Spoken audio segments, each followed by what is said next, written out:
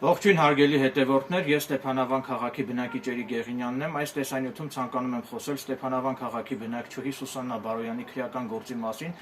մասնավորապես օրեր առաջ Լոռու մարզի ընդհանուր իրավասության դատանի պարկեշտ և պատվախնդիր դատավոր Վարդան Սողյանը արդարացրեց Սուսաննա Բարոյանին խուլիգանության մեղադրանքում, քանի որ ըստ մեղադրանքի Սուսաննա Բարոյանը Facebook սոցիալական ցանցով սեռական բնույթի հայհոյանքներ էր հնչեցրել քննիչների, դատախազների և ոստիկանների հասցեին, բնականաբար Գեղինյանս լինելով ողջամիտ անձնավորություն, անընդունելի և անթույլատրելի եմ համարում ոստիկանության ծառայողների հասցեին հայհոյանքներ հնչեցնելը, քանի որ ոստիկանները քրեական գործ բացելու կամ քրեական գործ սարքելու հետ որևէ առնչություն չունեն, որովհետև թե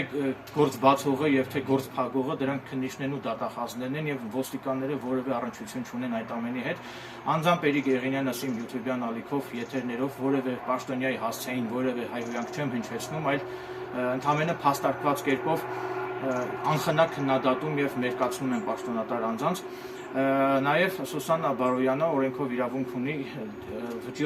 արդարացման դատավճիռն օրինական ուժի մեջ մտնելուց հետո դատի տալ քննիչին և դատախազին իրեն անօրինական պատճառված վնասի փոխհատուցում պահանջելու ակնկալիքով, ինչպես նաև քննիչին պարտավորեցվի, որպեսզի քննիչը Սուսաննա Բարոյանից գրավոր ներողություն խնդրի, այդ քրեական գործը քննել է Ստեփանավանի քննչական բաժնի քննիչ Ֆիլիպ Նազարյանը և Գեղինյանս պատրաստակամություն եմ հայտնում անվճար Սուսաննա Բարոյանին աջակցել, օգնել, որպեսզի Սուսաննա Բարոյանը քաղաքացիական հայց ներկայացնի դատարան իրեն անօրինական պատճառված վնասի փոխհատուցում պահանջելու ակնկալիքով, ինչպես նաև որպեսզի